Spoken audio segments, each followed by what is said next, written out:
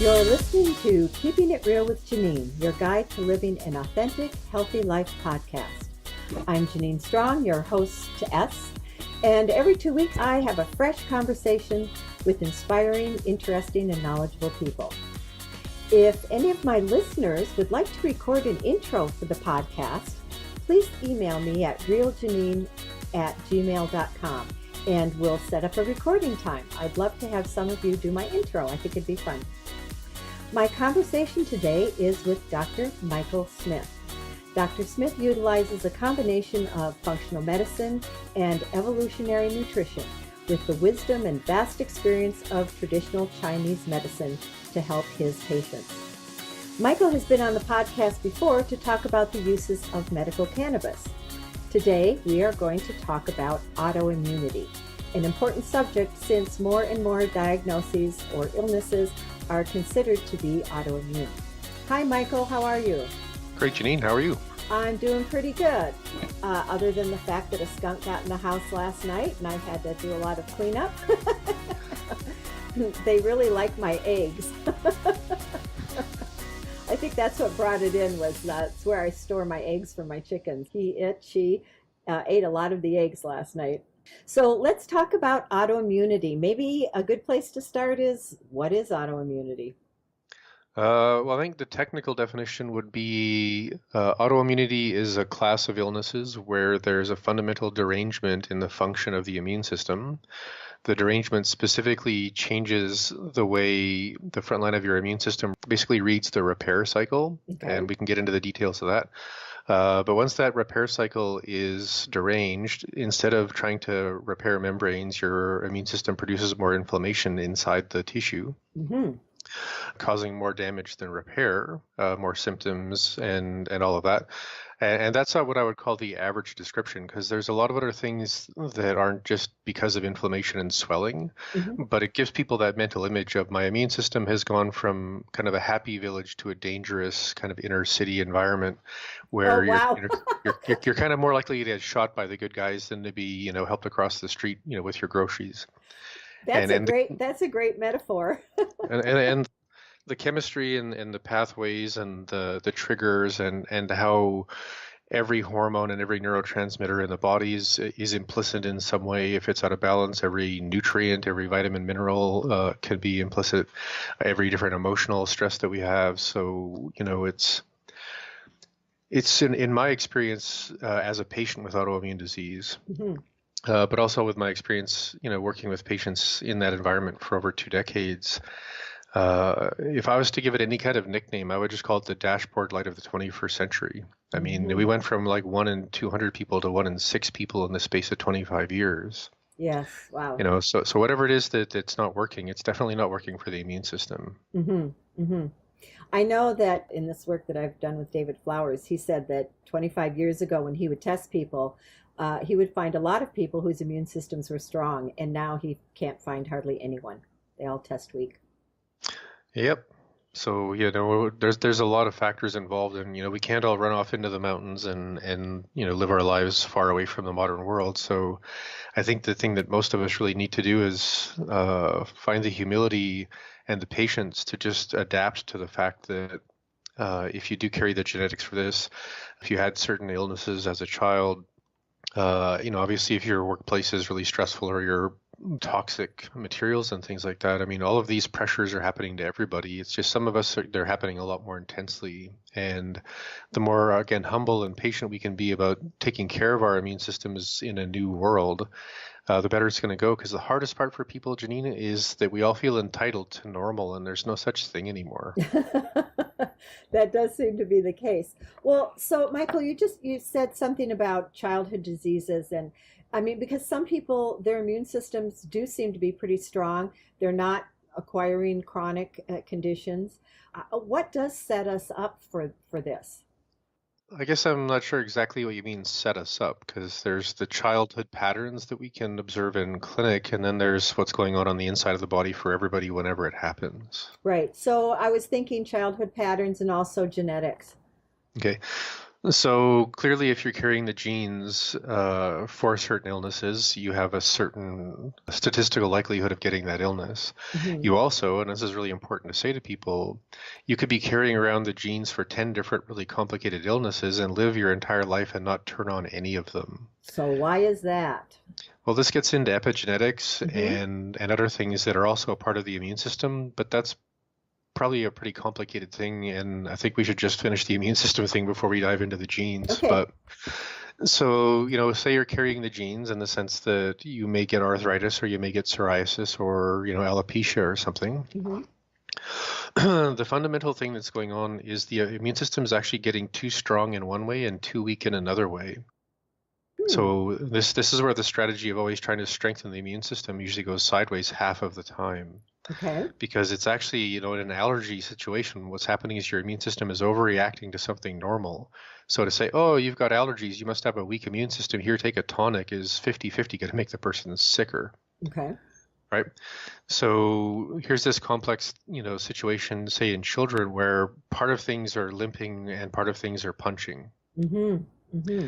And whatever's limping is going to build up more congestion, more toxins, more inflammation, more breakdown, more wound healing. And then the part that's too strong, if it gets involved in the wound healing, can come in there and literally start punching. Now, there's a sequence that's chemically pretty well recognized, and it's not too complicated. So if you like, I could explain kind of what's going on more on the under the microscope a little bit. That would be wonderful. So, as you alluded to earlier, there's sort of an adaptive distress within the immune system because it isn't sure if it should be more patient or more aggressive. Okay. So we should be aware that the mood of the immune system is fundamental, but there's something that's going on all day, every day within your body around tissue repair. Hmm. And every one of your tissues, every one of your cells, every one of your membranes, your organs, your skin, your hair even, or your hair follicles, they're all constantly deciding if they're going to keep doing their job for another week or two, or, excuse me, if they're going to signal the rest of the body that they're kind of tired now and they should be replaced, on the front lines. Hmm. And what happens is those cells secrete something called an autoantibody. Auto like autoimmunity. Auto means self. Okay. So the cell produces an antibody that's basically saying, I think I'm done. Hmm. Now, the way I usually talk about this is I don't know. I guess I used to be into cars, so I think about cars easily. I'm a guy. What am I going to do? That's true. Go ahead. So your body, if it was kind of like a vehicle, it would be full of parts, and all of those parts would have a serial number. Hmm. So an autoantibody is basically the part of your body throwing up its serial number into the bloodstream saying, we need to replace this part. Okay. So your immune system goes after anything with that serial number and says, okay, we got to clean this, body up, get rid of all these specific cells so we can replace them with new ones. Now, if your immune system is doing a normal thing, it gets that little email that says, hey, everybody with serial number XYZ is, they're going to get retired today, so go to work. And your immune system does that and everything works fine. If your immune system's in a very deep kind of imbalance where it's confused and aggressive, when it gets that email that says everybody with this kind of serial number needs to get fired, your immune system might go in there and spend months aggressively attacking the entire cellular system instead of just that one sick old cell, producing more scar tissue, more damage. And because there's more scar tissue and damage, there's more rapid turnover of cellular tissue. So now the immune system's getting more emails every day with more part numbers saying you're not doing your job properly because we keep having the same problem and it's getting worse. So what your immune system does is it upregulates to a higher degree of reactivity and distress, making your symptoms worse. And if you're carrying the genes for, say, another autoimmune condition or something else, the stress of all of that can actually turn on a secondary gene, which is why a lot of patients, in my experience, are usually referred to me after their third autoimmune diagnosis because they've tried mainstream medicine, they've tried something a bit alternative that's sort of got a bit of a what you might call a quick, easy rep to it. Hmm. Come to my weekend workshop and we can turn off your genes. And people are like, yay. And sometimes that happens. So that's great. Hmm. But usually people who come to see me are kind of, walking along with their tail between their legs going, yep, I have to go talk to Dr. Smith because he's that guy with this several month kind of investment into rebuilding your entire immune system. But that's the average rate. Now, Janine, is people who come to see me that are referred to me from other doctors, it's because they have diagnosis number 3. which Mm-hmm. means effectively that their immune system is now chasing serial numbers all over the place, and it's really hard to tell what's the original problem. And because, and we can get into this in more detail, but a lot of the food that we eat contains proteins that have the same kind of serial numbers that your immune system recognizes to take out bad cells. Oh. So now there's another strategy for upregulation where your immune system's now punching at your, wheat and dairy, for easy examples, making the whole thing worse. And then people might end up with 3 or 4 or 5 autoimmune conditions because they keep eating the food that turns the whole thing up. So that's sort of the long and short of it. Is it's really about how many different antibodies or autoantibodies or self-antibodies are flying around your body, how many food antibodies are flying around your body at any given time are going to determine how much of your calories you're going into fighting a war that's not meant to happen, producing all of your symptoms that, well, literally suck. Wow. And I would like to just note here that I think you are excellent at explaining this so that people can really understand it. Yeah, well, that's the word doctor means teacher, so I think that's our main job, is make sense. Yeah, yeah. Well, you do a really great job of it. I'm actually quite impressed. Thank you. So, what is adaptive immunity?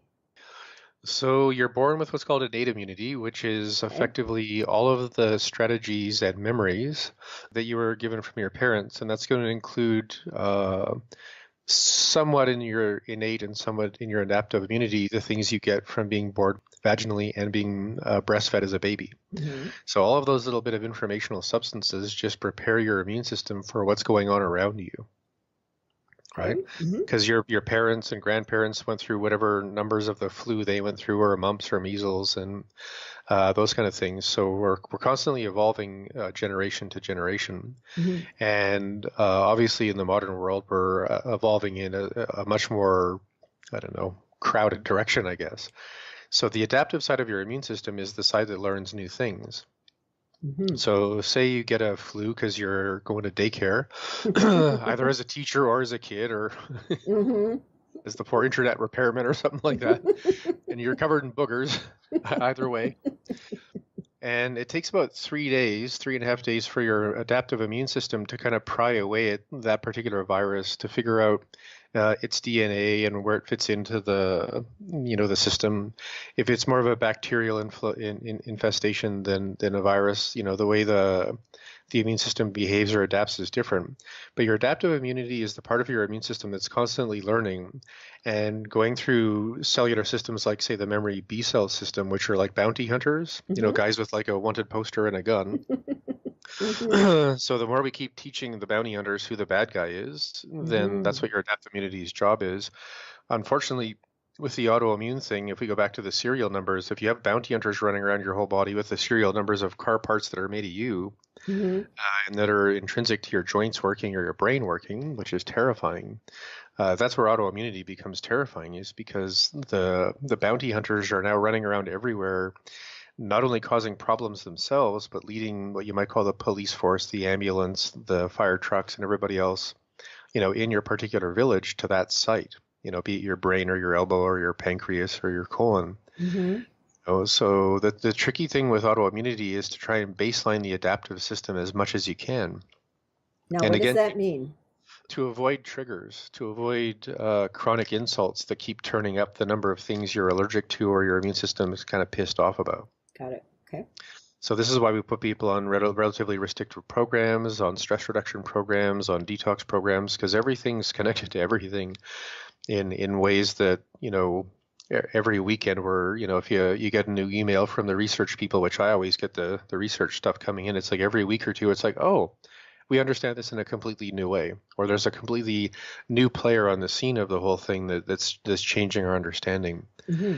I'm not saying that as an excuse. I'm saying that, that we're all adapting intellectually. We're all adapting in terms of research as well, just to what the adaptive immune system does. But it's the biggest danger of ignoring it is that it's going to proliferate the more martial law or difficult neighborhood, version of your body, because Mm-hmm. it's instinctually driven to protect you. And if it keeps getting the message, bad guys go get them, That's what it's going to do. And because it's adaptive, it's going to keep looking for more bad guys, the more bad guys there are. Right. Right. Right? In the middle of a gang fight, you don't go and look for a hammock. Okay. So the adaptive immunity is the guy with the knife at the front lines saying, "Come and get me. I'm going to protect my peeps." Mm-hmm. Mm-hmm. Okay. So I would think then that because of the plethora of toxins that we have to deal with now in our environment and our food and our water and everything, that is exacerbating this. I would say if you were to, I think the most sensible thing, honestly, Janine, is if you were to look at like I'm trying to think of that person, it's the Liberty person that has like a scale in their hands, Oh, one right. Mm-hmm. finger. Mm-hmm. Everything that's an immune system trigger, if it's toxins, if it's glyphosate, if it's stress, if it's too much time on the internet or, blue light from your screens or too close to a Wi-Fi tower, or did I mention stress? And then there's stress and there's some problems with certain foods and stuff. And then there's stress. So there's a lot of things that are on one side of the scale Mm-hmm. that are always triggering the adaptive immune system to upregulate the innate immune system to go and get the bad guys. So the question we always have to ask ourselves is, what am I taking off that side of the scales and what am I adding to the good side? Mm-hmm. Because it's kind of like the do's and the don'ts. Okay. Some of the don'ts are just, what we call ubiquitous or implicit in society. If you're going to go through a drive-through restaurant, and if you want to call that stuff food, it's optional. Mm-hmm. If you're in a place in our society where that seems like a reasonable way to add nutrition to your body, and I'm not judging people if they believe that, I might disagree with them, but I mean we're still a free country, right? True. So if people are going to do that, I mean that's what they're adding to the don't side. So you Okay. have to ask yourself, what did you do after that to add to the do side? Or Mm-hmm. what else are you going to take off of the don't side to balance the scales? Mm-hmm. Right? Mm-hmm. And the scale on the right, if we can call that the do side, is, enough water, enough actual nutrients, enough silence, enough sleep, enough connection. Mm-hmm. Things that the physiology needs based on millions of years of evolution to feel normal. Mm-hmm. So that's the balance for everybody, for you, for me, for the skunk that came through your door and now has maybe too many eggs for its, GI tract to be happy. Here's kind of a fun thing, and I hope this is okay for your show, but if you want to have some karmic revenge thinking, you could just decide that particular skunk has a leaky gut and the eggs are giving it diarrhea. Because that kind of stuff can happen. Uh-huh. Uh-huh. Right, but this is the game of life, is balancing the do's and don'ts. It's just when you have autoimmune dysfunction in the body, you have to get really, really good at the do's to just keep things normal. Never mind normal for everybody else. Now Mm-hmm. it's normal for you, Right. and Right. that's like it's like every day. What can I take off the don't pile, and what can I add to the do pile to balance the scales? Or else it's going to be surgeries and drugs. And I don't Mm-hmm. mean to say that to be unkind. I'm saying that as a patient. Mm-hmm. Mm-hmm. Mm-hmm. No, I think that's a great way to look at it. I can easily grasp onto that. Thank you. So you mentioned leaky gut. How does the microbiome, the dysfunctional microbiome and leaky gut all contribute to this? So, I would ask anyone that's listening who doesn't understand the term leaky gut to hold their hands up in front of them like they're trying to say stop. Okay. So, right now I'm holding up both of my hands palm forward with my thumbs close to each other. Mm-hmm. So, if I was to wrap my thumbs around each other in some hopefully uncomfortable way, I'm Mm-hmm. just realizing it's a little trickier than I thought when I started doing this. So, all your fingers are going to point up towards the sky, Mm-hmm. and they're basically what we call absorptive cells. And they're Okay. covered in what are called microvilli, and they have little blood vessels in them that reach towards your liver to feed you, that bring blood into the area to feed the cells themselves. There's lymphatic drainage. But basically, these are little tiny miniature microscopic cactuses Mm-hmm. that reach into your food and break it apart in the most final way to absorb it into your body. Now, if there's enough inflammation, if there's enough toxicity, if there's enough immune system distress from either the inside of the tube or the outside of the tube, which is the rest of your body, Mm-hmm. what happens is the connection of your thumbs breaks down. And then, if you're doing this still with your hands in the air, your hands fall apart, leaving a space. So now what's supposed to fall into the space between your fingers can fall into the space between your thumbs. Mm-hmm. And when that falls into the space into your thumbs, you're literally pooping into your blood. Wow. Right? So that means your poop full of bacteria, also your undigested food proteins, which are the things that really trigger the most immune system response, are falling into your lymphatic system, your blood supply, and going through your liver, getting basically, basically telling all of the memory B cells and that adaptive side of your immune system that it's a war and it's time to fight back. Wow, that's scary. Yeah, that's scary. So when you're looking at the microbiome, you want to bring your attention back to the fact that the tube of your gut, it runs from your mouth to your bum, as we can all imagine. What's inside that tube is outside of your body. Okay.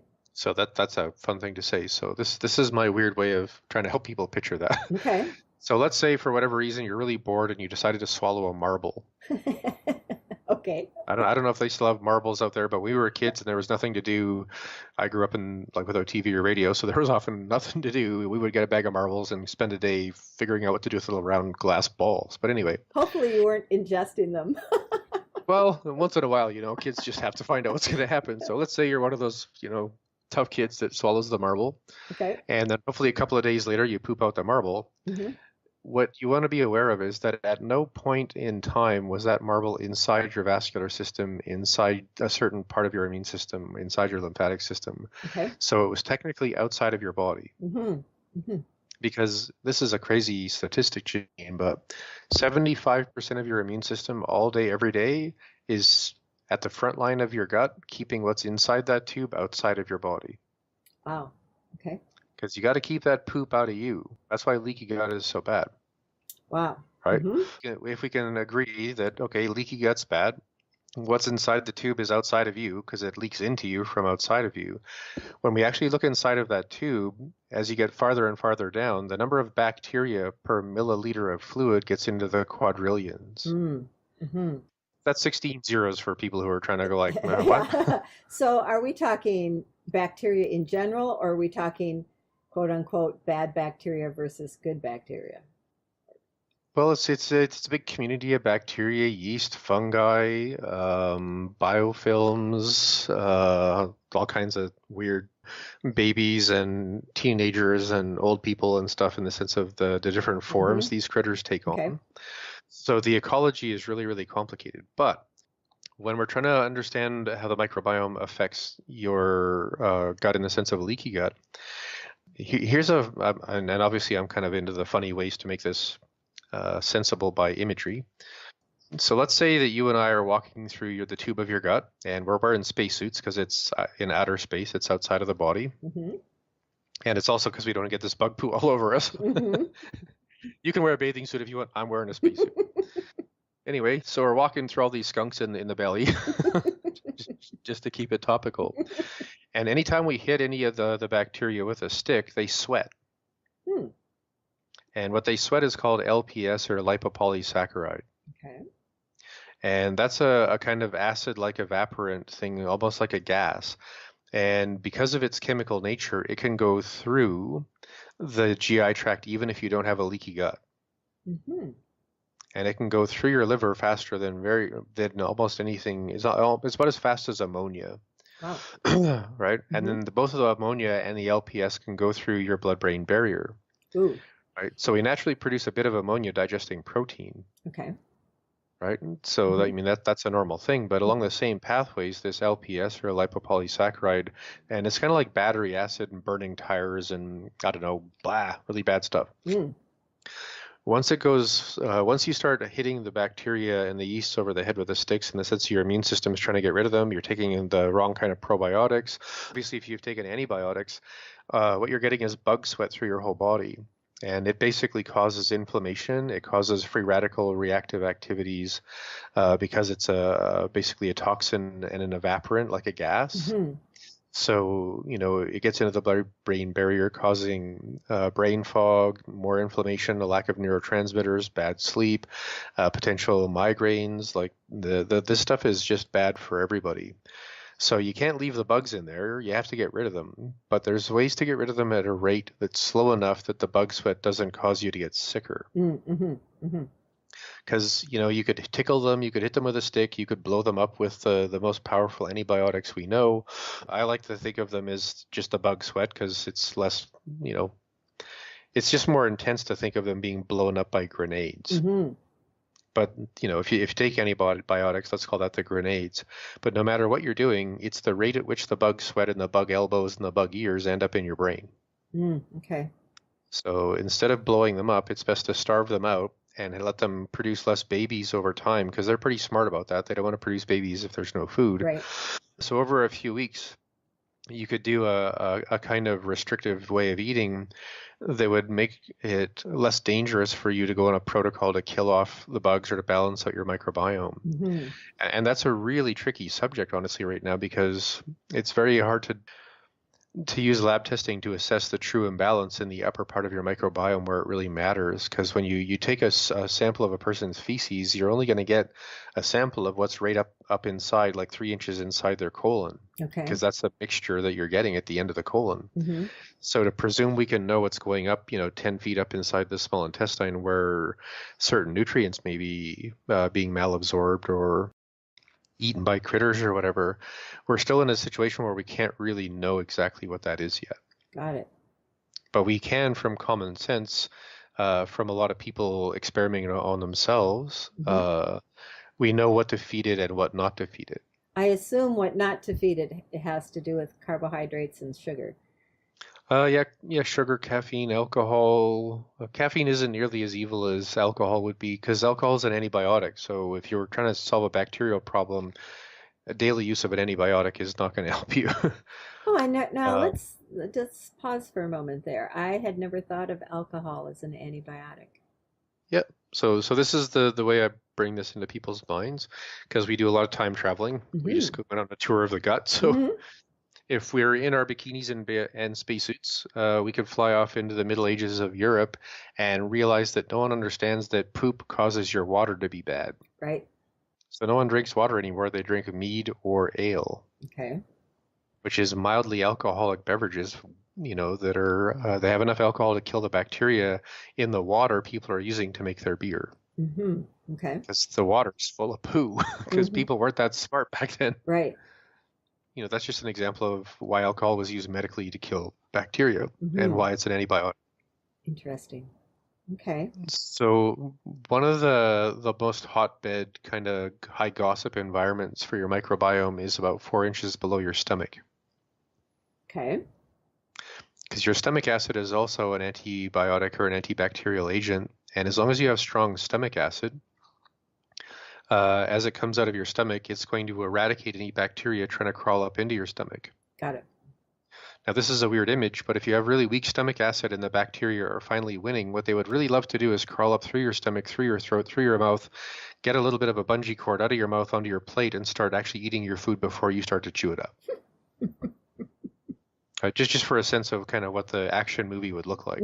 So as long as you have strong stomach acid to push those bacteria back down, you're not going to have nearly as many problems with your teeth or with bad breath or with all kinds of other things because your stomach acid is keeping the bacteria below that 4-inch kind of limit. Got it. If you're using alcohol regularly, now you're putting something in there that's going to push the bacteria down even farther. Now that might sound like a good thing, but unfortunately, alcohol kills the fast breeding and fast feeding bacteria. So the ones that are a bit more complicated and a little bit smarter become the ones trying to fight through your stomach acid, which in the long term actually makes the equation worse for you. So that's why a lot of chronic alcoholics in the long term lose their teeth. Interesting. Okay. Wow, I'm learning a lot here. Okay. Yeah. So lots is going on, but if you're going to try and fix your microbiome, caffeine, alcohol, sugar are high glycemic carbohydrates, low starch carbohydrates, what are called acellular carbohydrates. They're all the bad guys. What are acellular carbohydrates? Mostly grains and beans. Okay. All right. And basically, acellular just means the ratio of fiber to carbohydrate is not in the favor of humans. Okay. Although we love it because it's free food and free calories. Yes, and we're all addicted to it. I'm not. Not. For some reason, we have evolved, though, to really crave sugar and flour and things that can contribute to Oh yeah, autoimmune. when we lived seasonally and we could only get like those kind of foods, at the perfect time of year to give us enough body weight to get through the spring when there was nothing to eat. Hmm. I mean, that's why we're evolutionarily and genetically driven to eat carbohydrates and get fat in the fall and have big feasts like Thanksgiving, because up until like, maybe 100 years ago before, electricity and more complex ways of living, we all had to basically live like homesteaders. Maybe that was 300 years ago, depending on where you grew up or what city you lived in and things like that. But Hmm. this is all pretty new, and if you didn't have a good layer of fat on you during the winter, you'd freeze Hmm. all the time, and then in spring when there was nothing to eat, you'd starve even more than you would starve normally. So that's why we have that adaptive strategy. It's just that we do it all year now, and it's clearly not working. And also, there was never a source of sugar in the past, so when we get a craving for a bowl full of, say, squash stew, we eat a chocolate bar instead, which is nuts. Hmm. Hmm. I have recently, when I'm craving chocolate, I eat a small bowl of frozen blueberries. Seems to work quite well. That's an interesting strategy. Yeah, Don't think I've ever heard that before. I just because I we have a lot of blueberries and I freeze a lot of them because I love frozen blueberries and I when I get a craving for chocolate now, especially at night, I have some frozen blueberries instead and it And you takes you actually eat them frozen. yeah. Oh, I love Okay. them frozen and my craving for chocolate goes away or sweets, any kind of sweets. That's really interesting. Yeah, I don't think this has ever come up in our conversations, but I have an Aboriginal background, and in our medicine tradition, blueberries are one of the top plants we use for addictive behavior. Wow, that puts things together. Huh, Yep. I didn't know that. Yep. Wow. Okay, so let's see, where should we go from here? So we end up with what I've watched a couple of your videos with what you're calling a systemic overstress or exhaustion. Maybe you can delve into that a little more, and then, what do we do about all this? Well, what I think would be the easiest way to do that, and I've done this in the probably the last few interviews that I've done almost exclusively because it's my new way of communicating this whole thing to people. Okay. We're just finishing up a little PDF for my website, Hmm. just so it's sort of graphically really nice for people. So I'm not sure when this is going to air, but Probably in two we're, weeks. we're, we're okay. So we're recording this in mid-October on the first day cannabis is legal in Canada. Woohoo! Yes. Probably by the end of October, we'll have a PDF with all of this information available on my website for people. You can say your website right now if you like. We'll also repeat it at the end, and I'll have it on the podcast website. Sure, it's integrative health solutions .ca. So integrative IVE, because a lot of people hear integrated and then they end up Ah. somewhere else. So, but the PDF will be basically called the Ancestral Autoimmune Protocol, Hmm. and it's for patient support. It's about a 30-page document Oh, wow. that just runs people through what the autoimmune protocol is, what my version of it is, and why it's a bit different. And most importantly, what's in that document and what I would like to talk about today is called the autoimmune spectrum, which is something that has been kind of collectively mashed together amongst all of the leading edge functional medicine autoimmune, people like myself and my mentors and my students who are all walking around scratching our head trying to find a really clear way to give ourselves some confidence as to how to understand where patients are at with Hmm. respect to the whole autoimmune process, Hmm. but also, and probably more importantly, obviously for patients, is to give them this understanding of where they fit in, how serious their situation is, and exactly what to do about it. Okay, sounds great, Michael. Okay, so the autoimmune spectrum has 5 stages to it. Stage 1 we call erratic and reactive, and that's usually when your immune system just starts producing random weird allergies, swellings, Mm. rashes, mood changes, and stuff like that. But it's not diagnosable in the sense that it's a chronic complex disease yet. And often this is what's still happening in children, Mm. right? So if you're a person and as a kid you had a lot of really weird reactive erratic allergy like, shenanigans going on, Hmm. We call that stage 1 because that's a predictor that later on, if things don't repair themselves, you'll end up in stage 3, 4, 5. And that's where the autoimmune process becomes pretty severe. So stage 1 we call erratic and reactive. Okay. Stage 2 we call stubborn and tired. And that's when basically your immune system has locked horns with something. It may look like an autoimmune condition or it may not. Right? Okay. At this point, it doesn't matter if it's classically autoimmune. What's really important is that your symptoms are becoming consistent in the sense of stubborn. Okay. General attempts to treat it in the sense of take this pill or, stop eating wheat aren't really doing as much as you had hoped. And the biggest kind of overall factor is I feel tired all the time. Mm-hmm. Yes. Right. Okay. So that's stage 2. So stage 1, your immune system is basically having an argument and it's just, pissed off at everybody. Stage 2, it's really it has its argument, it has its talking points, it's got a bit of a grudge, and it's kind of getting burned out at the whole thing. Mm-hmm. Okay. Stage 3 we call chronic conflict and damage, because now your immune system has picked, it's your elbow, it's your colon, it's your neurotransmitters. So now it's a chronic conflict and it's actually damaging tissue or damaging physiological capacity, not only irritating it. Because in stage 2, your immune system's it's like an arm wrestle, like in the sense of being stubborn. Mm-hmm.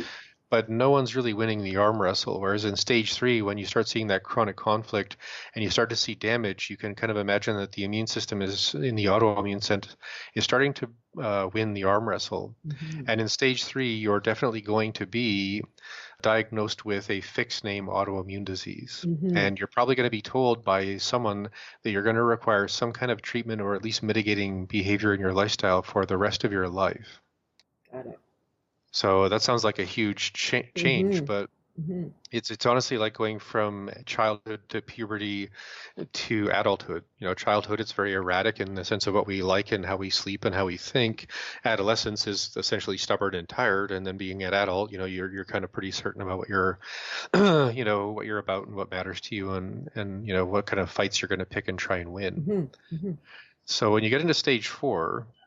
This is what we call stagnant, sore, and serious, because now your body is becoming more congested, more swollen, more water retention, or potentially even more atrophied, where your body's just concentrating the use of proteins to fight off whatever infection it thinks it's dealing with. Another feature of stage 4 is most people are in chronic pain. Mm-hmm. Now, sometimes that pain is just nerve pain. Sometimes that pain is emotional pain, but about 85% of the time, the pain is what we would call rheumatic, or due to a lot of inflammatory mediators and swelling and inflammation just moving back and forth throughout the body. And we call it stagnant, sore, and serious because now you're typically going to be in stage 4 diagnosed with at least 2, if not 3, distinct autoimmune diseases, and at least one of them is highly inflammatory and has to do with connective tissue, mm-hmm. which is, again, skin, guts, muscles, cartilage, bones, and things like that. Got it. So stage 5, and this is the tough one. We call this personal renewal or physical breakdown, or just renewal or breakdown, because we all know that people have recovered from things like pancreatic cancer. Mm-hmm. We all know people that have bounced back from really, really challenging things like MS. Mm-hmm. But the people who've bounced back from those things have gone through a profound personal, karmic, spiritual renewal. They're committed to their diet, their lifestyle, their exercise, their sleep, and their family in a way that they weren't before.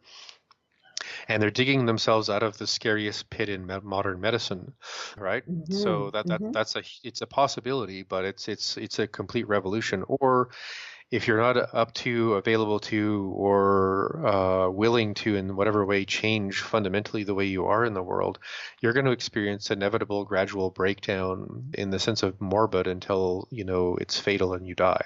Mm-hmm. Mm-hmm. So those are those 5 stages. There's a lot more to them. In the sense of what we would give people in a book to read. Mm-hmm. But that's sort of the main thing. Again, real quick, stage 1, it's erratic. You're having allergies, you're having weird infections. One thing I didn't bring up is a very common feature of stage 1 when it becomes a big warning sign is severe acne in your adolescence. Mm-hmm. Mm-hmm. Right, so that's the thing. If you are a teenager right now and this all sounds like you, start getting really clear about what's going on with your health, because you're showing all the predictors of something. It doesn't mean you're going to get the something. It just means you're showing all the predictors, right? Stage 2, stubborn and tired. You're going to start to feel a bit like someone else.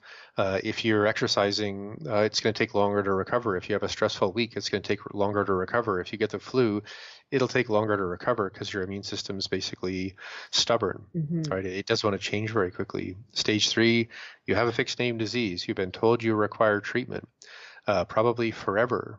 You know, your life is now becoming limited by your symptoms and by your energy levels and perhaps by your level of pain. Which sucks. Which sucks, but that's where most people bounce back and forth between stage 2 and 3 until they get locked into stage 3.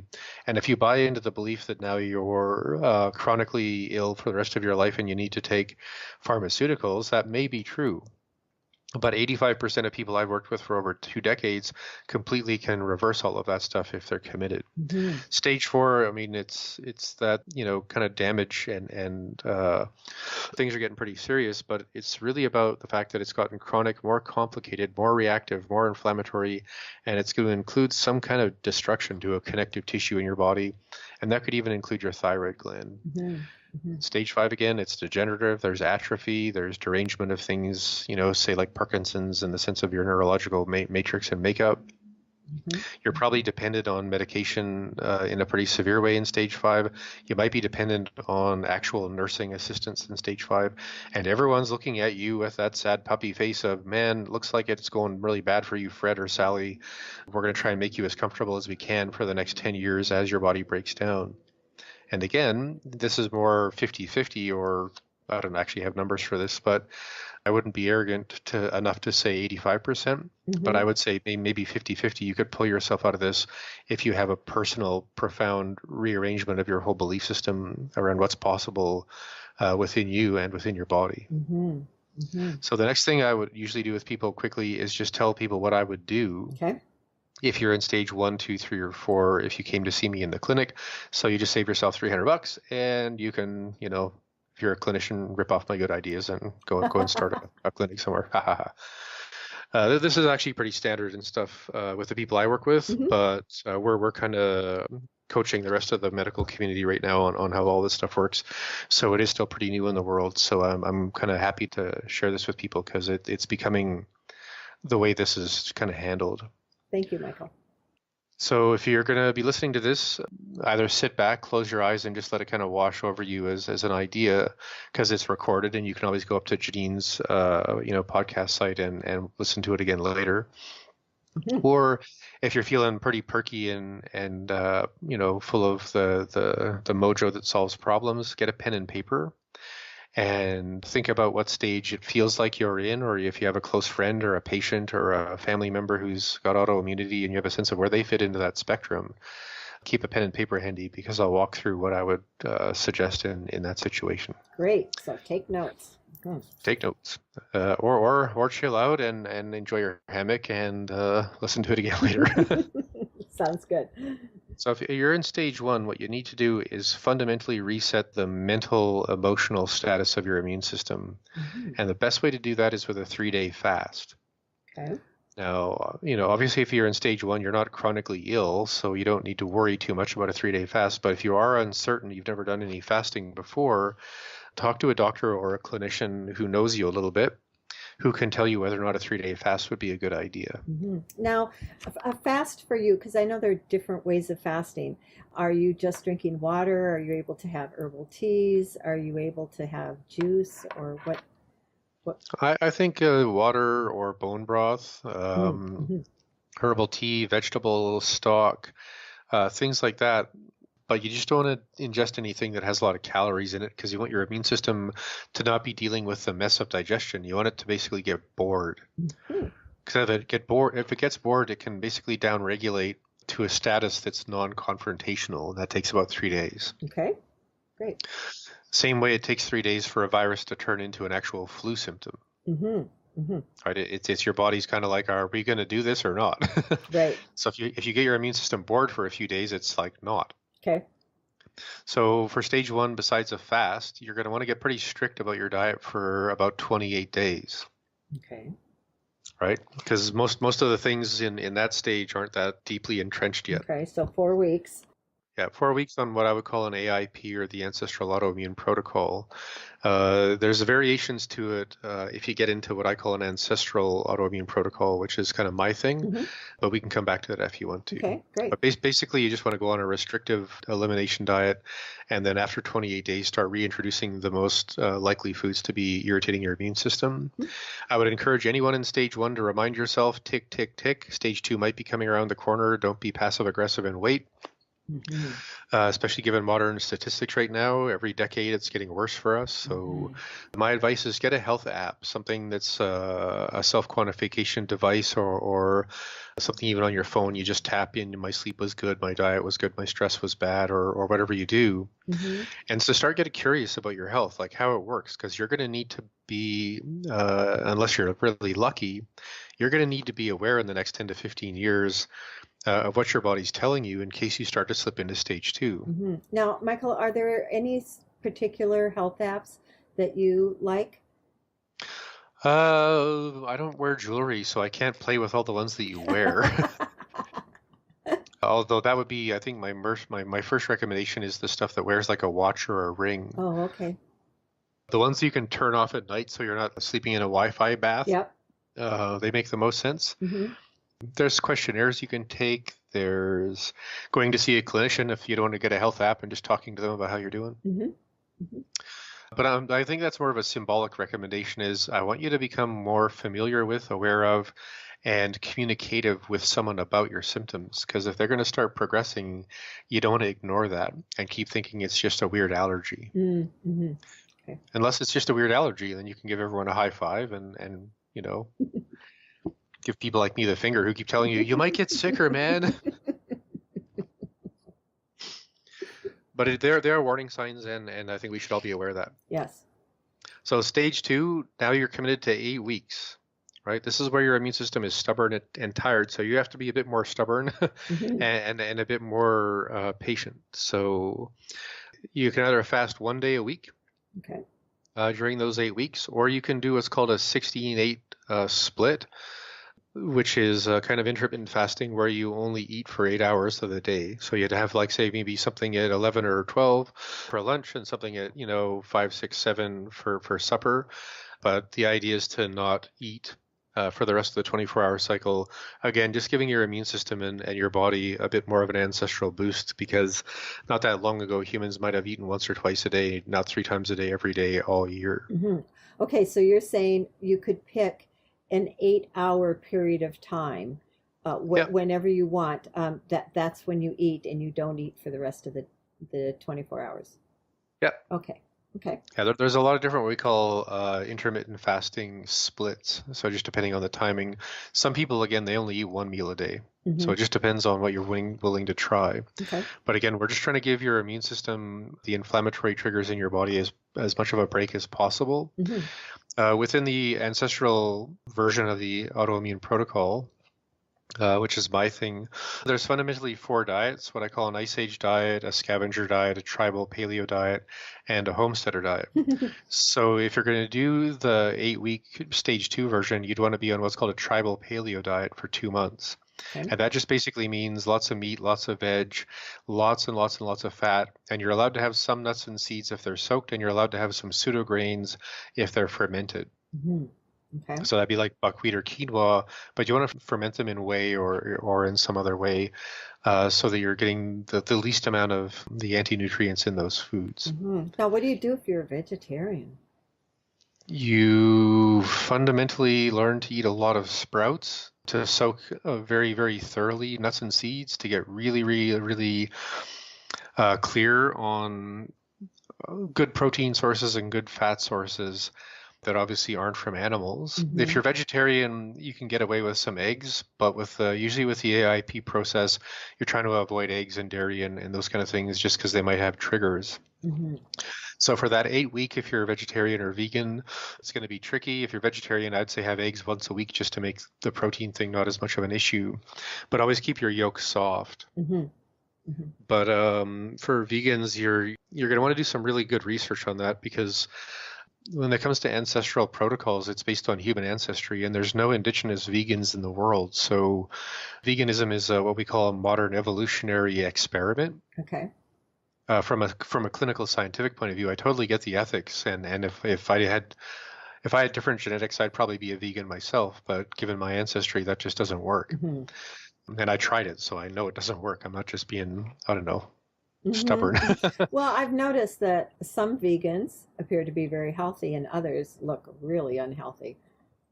In 22 years of medical practice, I've met two vegans who had done it for more than 10 years who actually really, really look young, fit, and healthy. Mm-hmm. So it is possible, but I think I think we all have to find the humility that it's a bit of a roulette wheel of, do you have the right genetics? Do you have the right stress adaptations? And is this diet going to work for you, again, on a genetic level? Mm-hmm. Because there's no other way to find out, and there's no other truth to bear. I mean, you could have the mindset of Gandhi and be a saint and want to save the world, and if your genes, say like mine, aren't really up for that kind of a dance, you'll just make yourself sicker. And if you're a really good-hearted person, you're a karmically really, really wise person, please don't kill yourself for an idea. Stick around and help the rest of us grow up. Excellent point. So stage three, it's going to be 4 months or 120 days. And again, stage three is when you're dealing with fixed name autoimmunity. All of the tricky chemistry in the background around the bounty hunter cells and the serial numbers and the cops and the guns and the trickier side of your particular, inner city neighborhood, that's going on, and it's been going on probably for months, Mm-hmm. if not years. Okay. So what we're trying to repair is a little bit deeper and takes more time. Mm-hmm.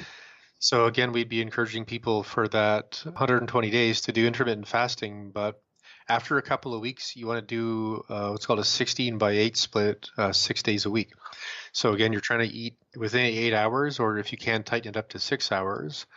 You're getting all of that fasting benefit, but one day a week, you want to have a big breakfast or brunch. What's that about?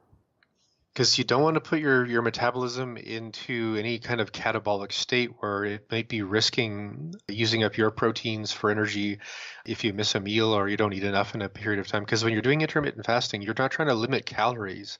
In fact, you're trying to make sure you're getting probably enough, if not more than enough calories in those 2 meals a day, Okay.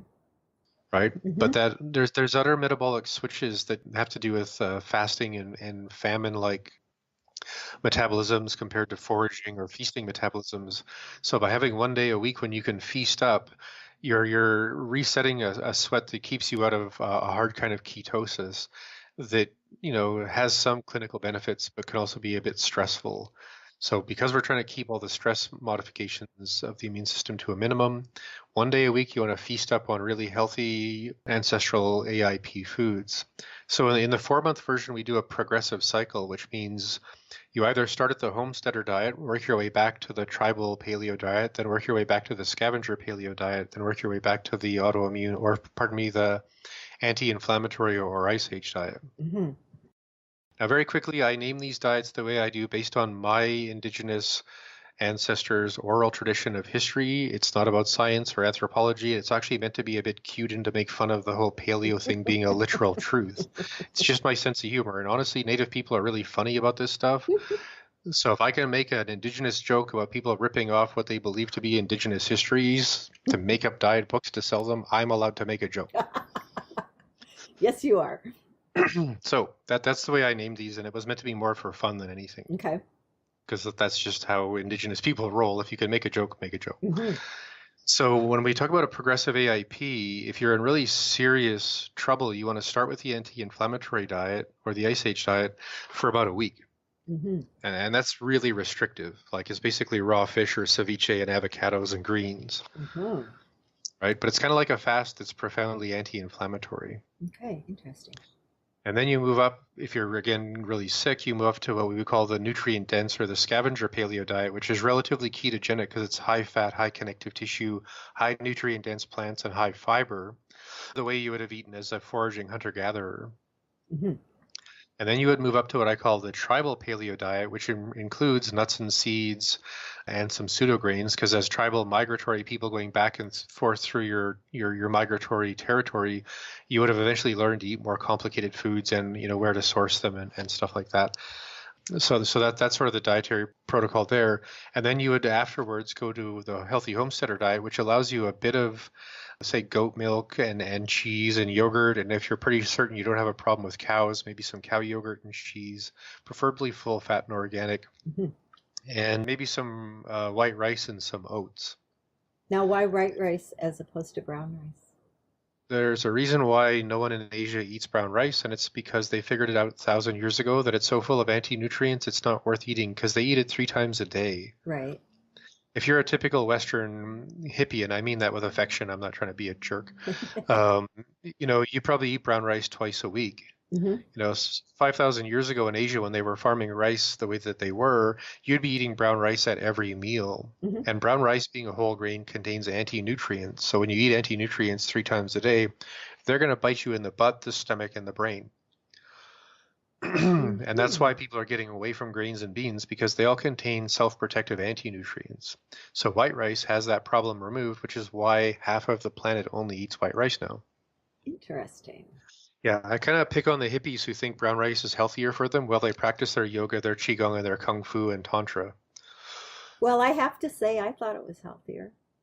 Yeah, we all do, but I mean, the point I'm trying to make is that if we're going to be conscious of the fact we're borrowing 5,000-year-old shamanic healing traditions from 2 different parts of Asia, we might have the respect to listen to them about something as simple as a daily staple, Hmm. like rice. Got it. Right. I thought you were getting more nutrients with brown rice. You are for sure. You're also getting more anti-nutrients, so oops. Hmm. So the trade-off isn't worth it. That's what you're No, I saying. mean that there's a reason why, since the kind of whole grain hippie idea in the 60s took over health food, Hmm. there's a reason why autoimmune disease went for a huge spike. It's because we started eating whole grains and beans as if they were good for us, instead of recognizing that back in the 50s, all of our grandmas who were still in the kitchen cooking food would have soaked them overnight, would have soaked them in salt and vinegar, would have prepared them in some way, would have hulled them, would have fermented them, sourdough, all the things that grandmas used to do.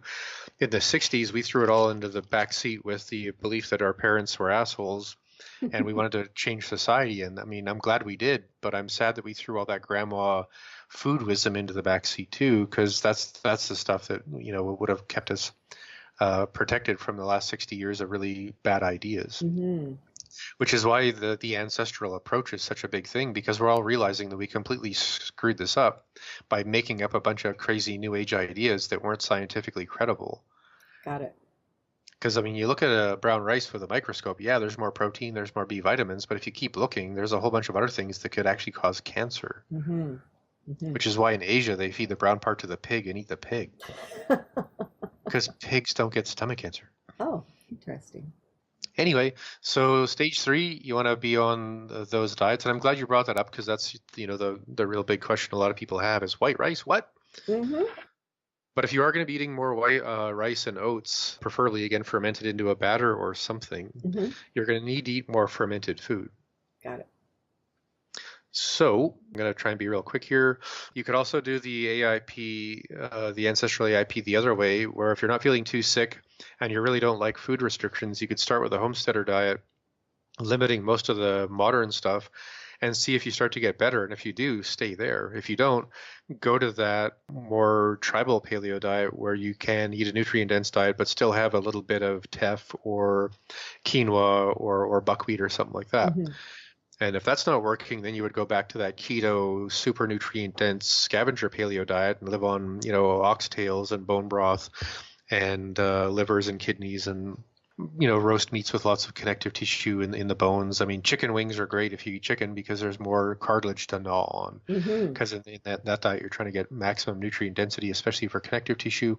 And if that doesn't work, then you would go backwards to that Ice Age anti-inflammatory diet because your immune system hasn't got a chance to calm down with everything else you've tried. And that's something that I have to kind of figure out in my clinic, because most people who come to see me are already in stage 4.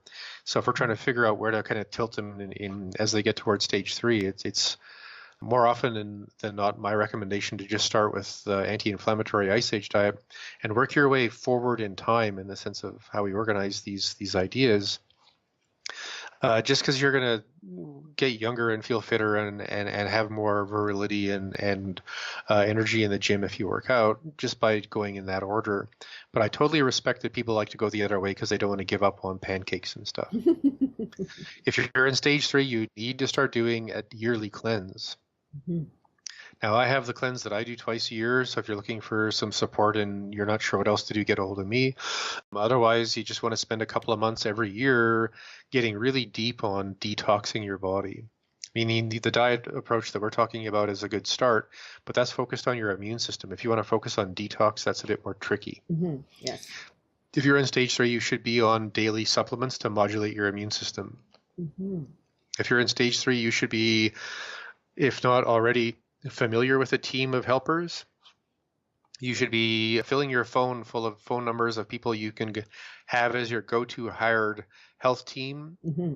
Nutritionists, I don't know, aromatherapists, naturopaths, acupuncturists, shamans, counselors, I don't know, psychics. I don't really care.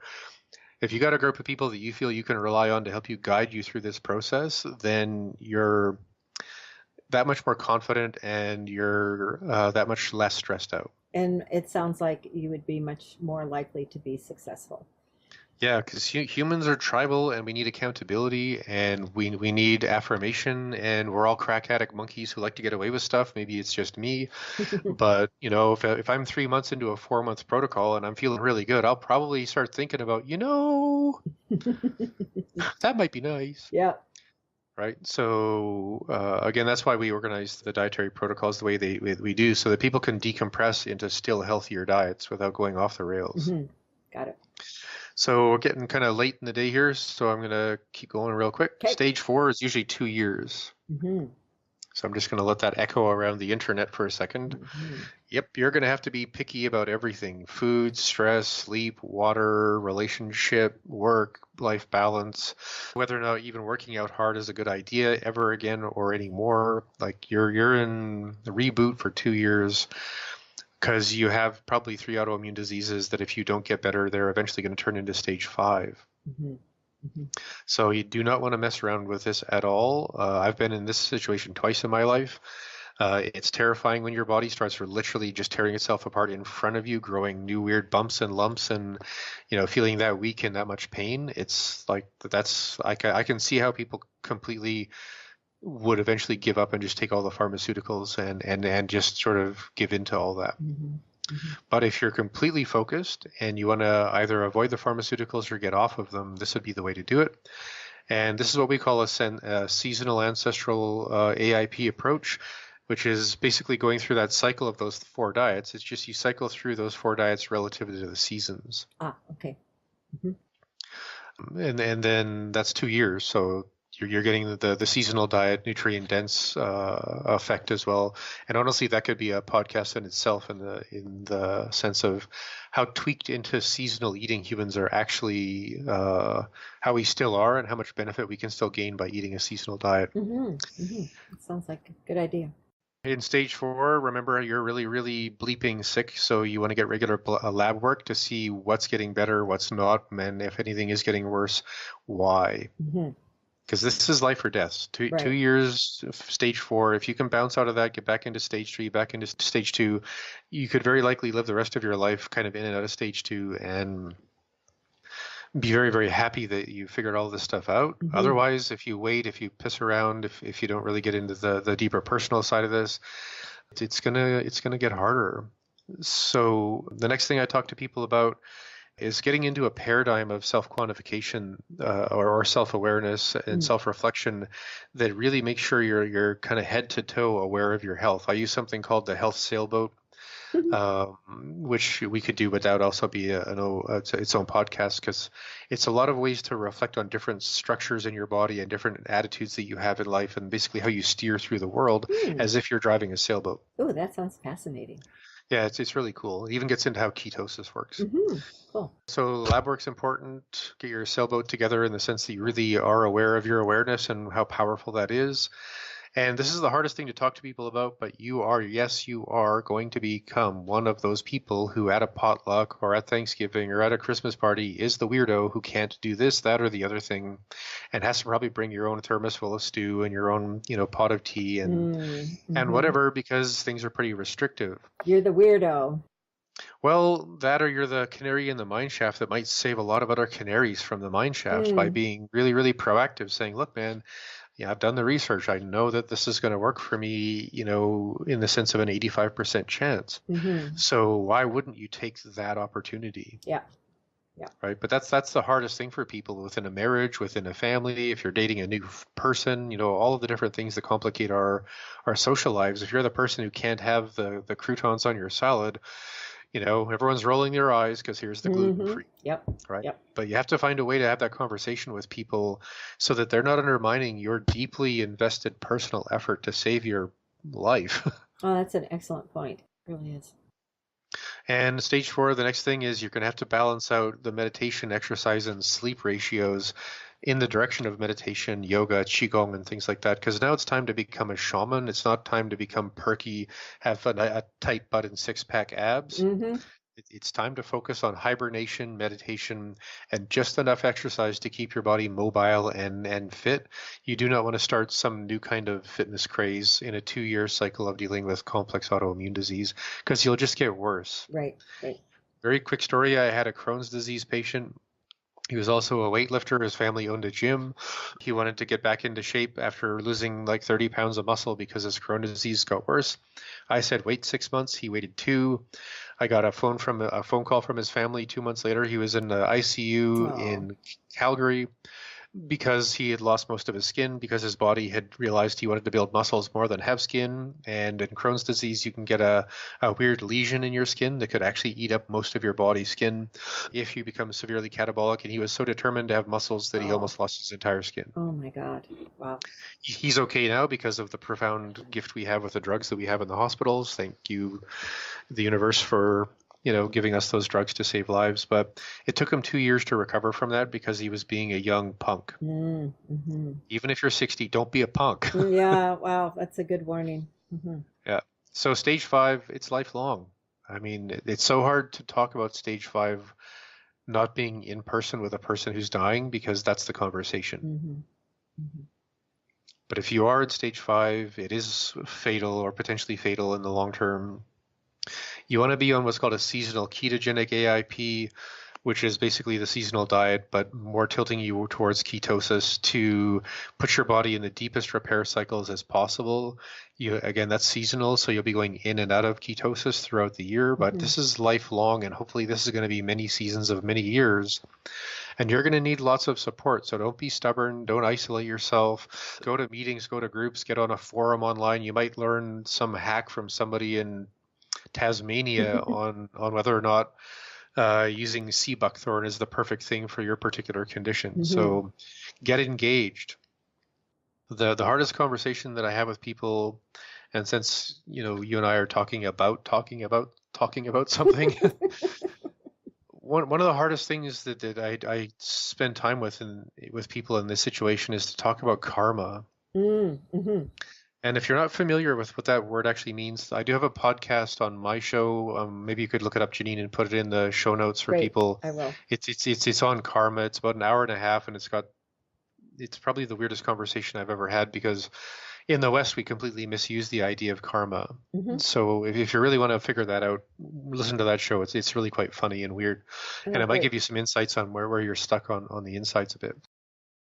So the thing I bring up with people about karma is, if you're in a situation where your medical diagnosis is potentially morbid or fatal, and the metaphor we use for this particular situation is complete renewal or complete breakdown.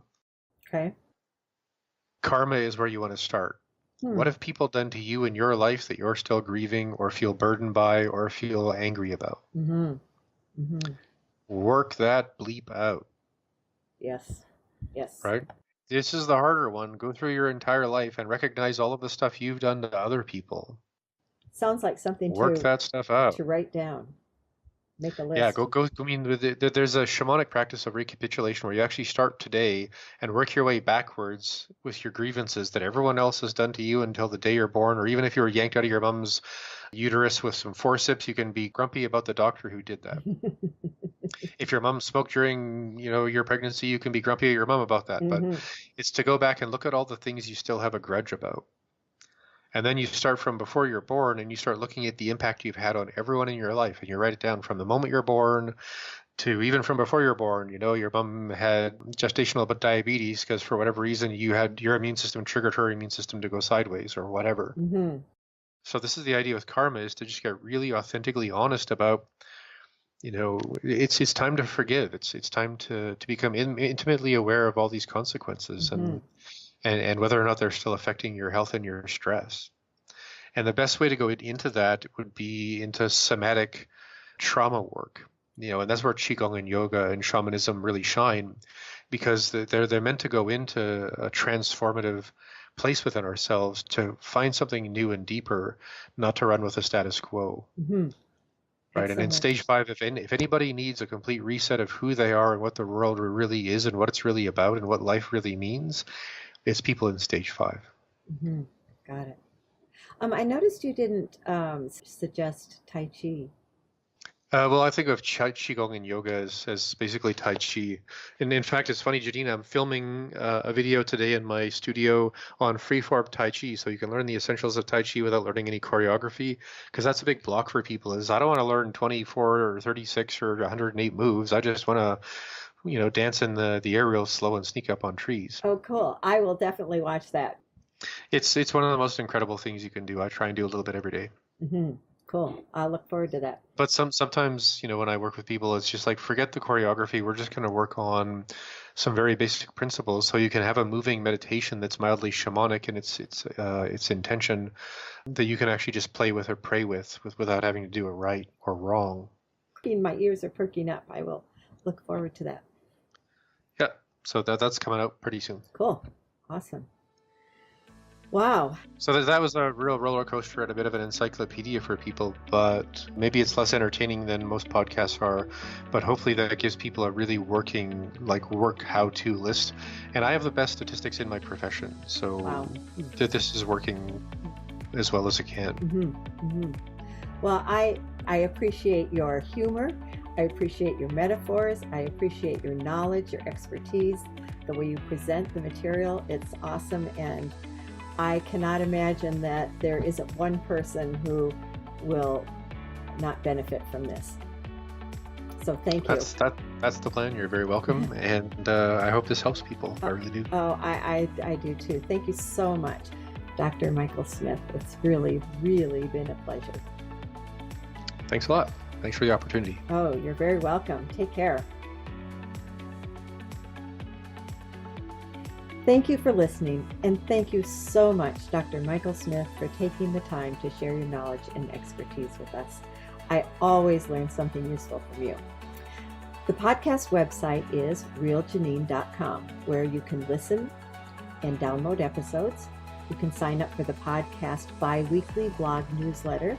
That way you can keep up on new episodes. There'll be archives.